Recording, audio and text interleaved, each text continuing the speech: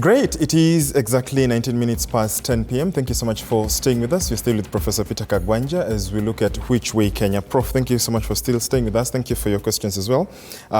Ask Prof, who do we expect to see in the next list of cabinet? That is Julius Thuthi. And allow me to combine that question with one that also came in from Austin Edwin, who asked a question for Prof. He has been constant and a present figure and is well versed on political and governance matters. If offered, would he be willing to take up a cabinet position? Well, you can't advertise yourself if you are a person of decency. You always fake surprise that you are picked. Please let me have my moment of surprise and allow me not to answer that question. Oh, okay. But I have served before. I have served. I've served many governments, not just ours. I served under Kibaki, and I was, as I said earlier, one of the intellectuals with. I can mention Kibuda Kibwana, Mukisa Kitui, among others. Those who are really the intellectuals behind the constitution, because constitutions are normally pushed by the government, and. Yeah, so I can mention quite a number who are there. The late Stephen Jiro and Kamodo Iganjo, yes, among others. They were there. And we served. Prior to that, I was with Amina Mohammed, Mwangi Dhuita, Molo, and we crafted Kenya's foreign policy and how we are going to lead it to the world. I was the chair of that task force. We even set up a Foreign Service Academy to teach our ambassadors and other appointees before they go out to represent Kenya, so they know exactly what interest they are serving for Kenya. I have served at the regional level, at the IGAD.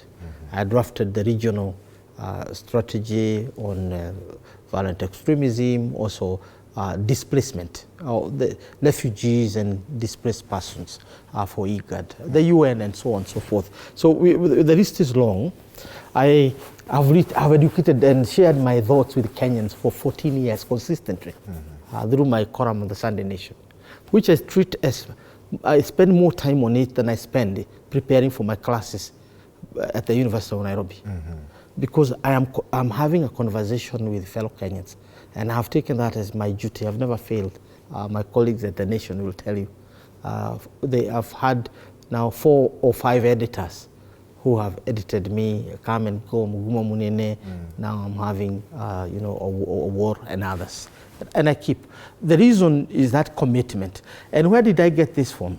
I got it from Thabo Mbeki in South Africa, that every Friday he would share his thoughts with the countrymen. You may like them, you may not like them, but that's what gets democracy going. Are they listening to whomever? I mean, yes, does anyone listen? Yes, they do. One of my columns is, at least whenever I go to any village, whether I'm talking about Nyakach or Muranga, or I'm going to Kinango in Kware, or I'm going to Rodwa, anytime I go there, somebody, I read you, I watch you, I listen to you. They do. How about those in governance and those in...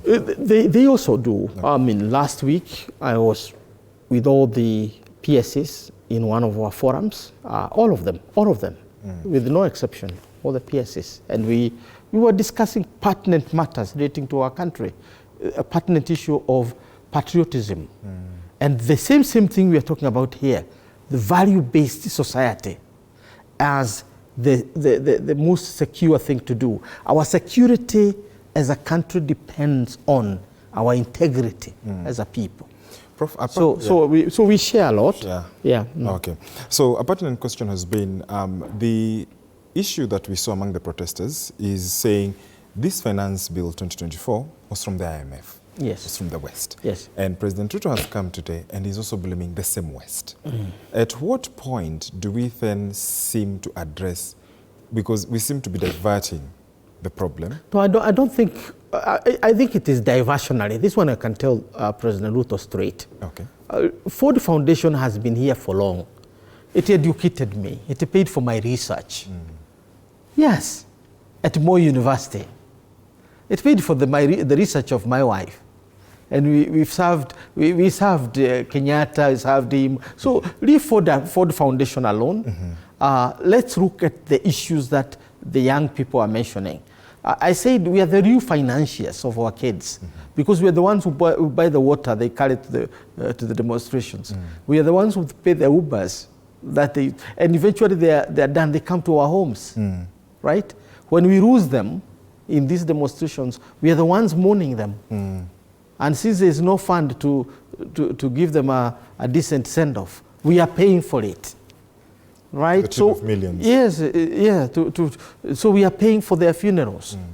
So we are the real financiers, and we are the real people who are bearing the brand, the full brand of this Gen Z revolution is us. But we also understand that they have no jobs and they're in our houses. Okay. Some of them are 3.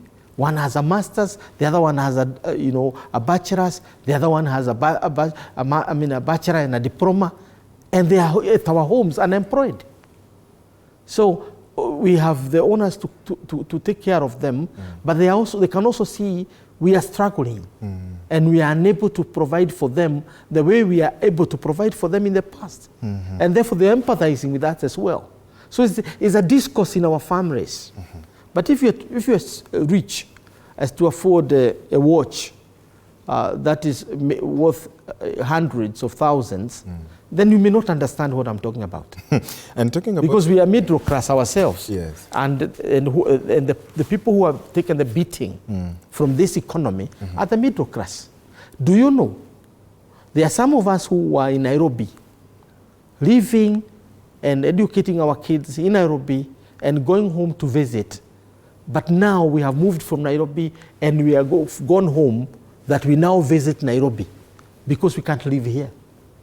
Life is so unbearable that people have relocated to their villages and come to Nairobi when there is work. I have a colleague who I've always known him, and now he's coming all the way from Western Kenya, in Kakamega. We call him when we have work, and after he's done, he retreated back to Western Kenya. Okay. Prof, there's an interesting comment here. I have heard the advisor, and he's not well faced with who Gen Z really are, because he's telling only the good side of the Gen Z. But the reality is there is no knowledge or wisdom in the movement, only power. But power without control is dangerous and useless. This is because even after President towing down to the grievances, they're still pressing for instability, mandamano, which is a telltale that they are not good for. But there is a force behind them that pushes for toppling the government and turning Kenya into another Sudan, Libya, or Somalia. And wise Ruto is moving with a lot of courteousness to avoid any evil. Well, I started off with a word of caution to my sons and daughters, the Gen Z. There is the red line. You heard that word. Yes. There's a red line in this, that you cannot touch President Ruto. All this must take place within the context of law. If any of them is geared towards going there, then obviously we have put our word across, and I'm sure they are listening to me. Yes. That if you don't want to go the way of Sudan, as Gen Z, you cannot push for the removal of the powers that be. That's why Ruto has no deputy in the military. He's the commander-in-chief, and the rest are his people, because that's how we created this constitution. Ruto did not create himself, we created him. The moment you want to remove him the way you want because you don't like his nose, then there's a problem, because it is not about him. It's about our law, the law we created for ourselves. That point we have made very clear. But below Ruto and Gachagua, there is no holy cow, because we have read an immoral society. The young people, a kind of a valueless society that we are ashamed to talk about. And therefore, we ourselves had given up. Some were thinking of going to buy houses and move out of Kenya. I remember one of my friends who asked me what I'm doing here. Why don't you go back to South Africa? That kind of discussion. I might look like I'm celebrating the Gen Z, and the millennials, but this is not the point. I'm talking about this generation, let me shock you. Yes. In this regard. The first generation of Kenyan Raibaritas, the Harethuku, were in their 20s. Jomo Kenyatta moved from here to London at the age of 28, right? To ask for freedom because he was tired with the Carter Commission and all the other rules that the British colonialists had put. 28. The other generation, Dedan Kimathi, Mathenge, went to the forest at the age of 26, 28. Kimathi was born in 1920. Mathenge was born in 2019. General Kago was born in 2019. They were Gen Z when they went to the jungle, to the forest to fight for freedom. I was 25, or 25, 26, when we marched to Kamukunji with the Jaramogi Odinga, Matiba and others to fight for the second liberation. And most of the young people are young Turks. If you talked about my friend, Imanyara, Gitobu Imanyara, James Orengo and others, who are our seniors. But we call them young Turks. Freedom in this country has always been won by the young, not the old. Not the old. Because when we reach a certain level, there are other issues we consider which are extraneous to the freedom of a country or to a free nation like Kenya. So when the young people say that the only thing they fear, I'm sorry to put it this way, is pregnancy and hot porridge. They are simply saying they have nothing to lose, but they themselves. It's a very poignant statement. For us, we have more to lose because I think about my family, my children, and so on. Therefore, there's a limit to how I will talk. And if I talk openly, my fellow colleagues will ask me, will talk about Professor Kagwanja being careless. In fact, some do. Yes. They think I'm so careless. I'm very, very unlike a Kikuyu, who is very withheld and reserved. You talk with the low tones, dignity. You go to church and all. This is not a typical Kikuyu kind of a thing. So essentially, we look at things we value. But the younger generation, the Harethukus, the Kimathis, the Kagos, and now the Gen Z, these are the people who have pushed the frontiers of our freedom, the frontiers of our democracy, the freedom, the frontiers of our liberty. So I'm not praising a generation. That's what I'm trying to say. Yes. It is historically demonstrated that it is these people who have borne the brunt of our liberation. Indeed. Prof, let's take another break and then we come back with more questions. Brian, I see your question. Cornelius as well. Keep your feedback coming. We're back in a few minutes with Professor Peter Kagwanja right here in studio on Pan Politics tonight as we ask, which way Kenya?